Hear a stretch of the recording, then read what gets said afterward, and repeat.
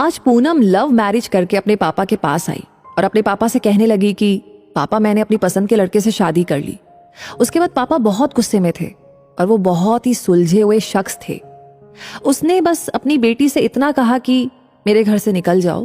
बेटी ने कहा अभी इनके पास कोई काम नहीं है, हमें रहने दीजिए, हम बाद में चले जाएंगे। पर उसके पापा ने एक नहीं सुनी और उसे घर से बाहर कर दिया। कुछ साल बीत गए। अब पूनम के पापा नहीं रहे और दुर्भाग्यवश जिस लड़के ने पूनम से शादी की वो भी उसे धोखा देकर भाग गया। पूनम की एक लड़की और एक लड़का था। पूनम खुद का एक रेस्टोरेंट चला रही थी जिससे उसका जीवन यापन हो रहा था। पूनम को जब ये खबर हुई कि उसके पापा नहीं रहे तो उसने मन में सोचा, अच्छा हुआ मुझे घर से निकाल दिया था, दर दर की ठोकरें खाने को छोड़ दिया। मेरे पति के छोड़े जाने के बाद भी मुझे घर नहीं बुलाया। मैं नहीं जाऊंगी उनकी अंतिम यात्रा में। पर उसके ताऊजी ने कहा पूनम जाने वाला शख्स तो चला गया, अब उनसे दुश्मनी कैसी। पूनम ने पहले हाँ नहीं किया, फिर सोचा चलो हो आती हूं, देखूं तो जिन्होंने मुझे ठुकराया वो मरने के बाद कैसे सुकून पाता है। पूनम जब अपने पापा के घर आई तो सब उनकी अंतिम यात्रा की तैयारी कर रहे थे, पर पूनम को उनके मरने का कोई दुख नहीं था। वो तो बस अपने ताऊजी के कहने पर आई थी। अब पूनम के पापा की अंतिम यात्रा शुरू हुई। सब रो रहे थे पर पूनम दूर खड़ी हुई थी। जैसे जैसे सब कार्यक्रम निपट गया, आज पूनम के पापा की 13वीं थी।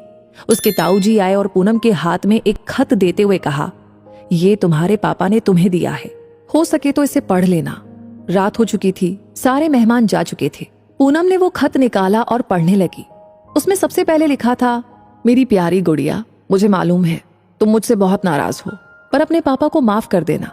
मैं जानता हूं तुम्हें मैंने घर से निकाला था, तुम्हारे पास रहने की जगह नहीं थी, तुम दर दर की ठोकरें खा रही थी, पर मैं भी उदास था, तुम्हें कैसे बताऊं।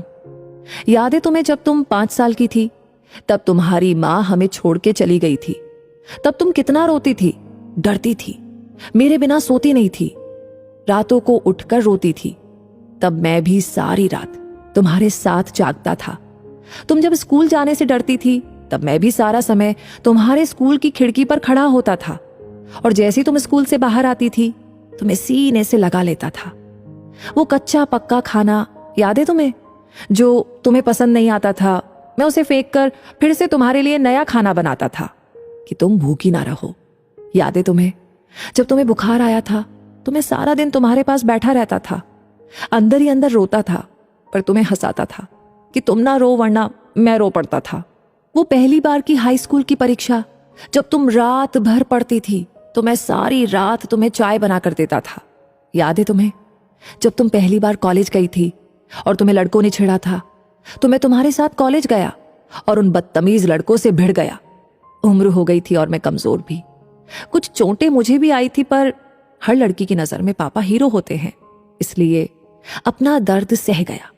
याद है तुम्हें वो तुम्हारी पहली जीन्स, वो छोटे कपड़े, वो गाड़ी, सारी कॉलोनी एक तरफ थी कि ये सब नहीं चलेगा, लड़की छोटे कपड़े नहीं पहनेगी, पर मैं तुम्हारे साथ खड़ा था, किसी को तुम्हारी खुशी में बाधा बनने नहीं दिया। तुम्हारा वो रातों को देर से आना, कभी कभी शराब पीना, डिस्को जाना, लड़कों के साथ घूमना, इन सब बातों को कभी मैंने गौर नहीं किया। पर एक दिन तुम एक लड़के से शादी करके आई, वो भी उस लड़के से जिसके बारे में तुम्हें कुछ भी पता नहीं था। तुम्हारा पापा हूं, मैंने उस लड़के के बारे में सब पता किया। उसने न जाने वासना और पैसे के लिए कितनी लड़कियों को धोखा दिया, पर तुम तो उस वक्त प्रेम में अंधी थी। तुमने एक बार भी मुझसे नहीं पूछा और सीधा शादी करके आ गई। मेरे कितने अरमान थे, तुम्हें डोली में बिठाऊं, चांद तारों की तरह तुम्हें सजाऊं, ऐसी धूमधाम से शादी करूं कि लोग बोल पड़े, वो देखो शर्मा जी, जिन्होंने अपनी बच्ची को इतने नाजों से अकेले पाला है। पर तुमने मेरे सारे ख्वाब तोड़ दिए। खैर, इन सब बातों का कोई मतलब नहीं है। मैंने तो तुम्हारे लिए खत इसलिए छोड़ा है कि कुछ बता सकूं।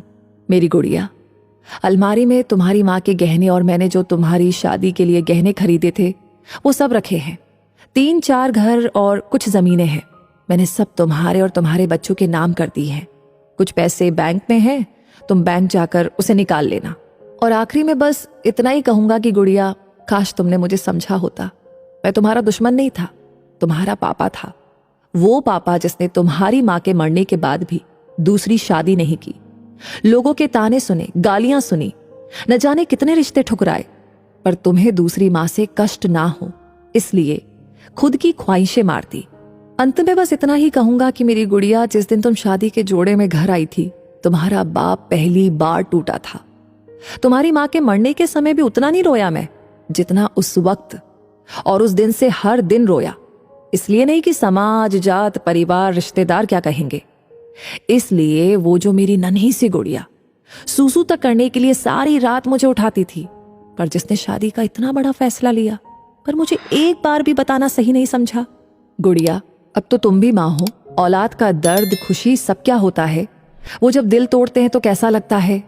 ईश्वर तुम्हें कभी ये दर्द ना दिखाए। एक खराब पिता ही समझ के मुझे माफ कर देना मेरी गुड़िया। तुम्हारा पापा अच्छा नहीं था जो तुमने उसे इतना बड़ा दर्द दिया। अब खत यहीं समाप्त कर रहा हूं, हो सके तो माफ कर देना। और खत के साथ एक ड्राइंग लगी थी जो खुद कभी पूनम ने बचपन में बनाई थी, और उसमें लिखा था, आई लव यू मेरे पापा, मेरे हीरो, मैं आपकी हर बात मानूंगी। पूनम रो रही थी। उतने में उसके ताऊजी आ गए। पूनम ने उन्हें रोते रोते सब कुछ बताया, पर एक बात उसके ताऊजी ने बताई। उसके ताऊजी ने कहा कि पूनम, वो जो तुम्हें रेस्टोरेंट खोलने के और घर खरीदने के पैसे जो मैंने दिए थे, वो मैंने नहीं बल्कि तुम्हारे पिताजी ने मुझसे दिलवाए थे। क्योंकि औलाद चाहे कितनी भी बुरी हो, माँ बाप कभी बुरे नहीं होते। औलाद चाहे माँ बाप को छोड़ दे, माँ बाप मरने के बाद भी अपने बच्चों को दुआ देते हैं। तो दोस्तों, इस कहानी को सुनकर के आप क्या महसूस कर रहे हैं, क्या फील कर रहे हैं, प्लीज अपनी बात हमें जरूर बताएं। और अगर ये कहानी अच्छी लगी हो तो इसे जरूर शेयर करें, और हमेशा ऐसी कहानी आपको समय समय पर मिलती रहे तो उसके लिए हमारे पेज को फॉलो करना बिल्कुल ना भूलें। मिलेंगे बहुत जल्दी ही ऐसी नई नई कहानियों के साथ। तब तक के लिए आपसे कहूंगी धन्यवाद।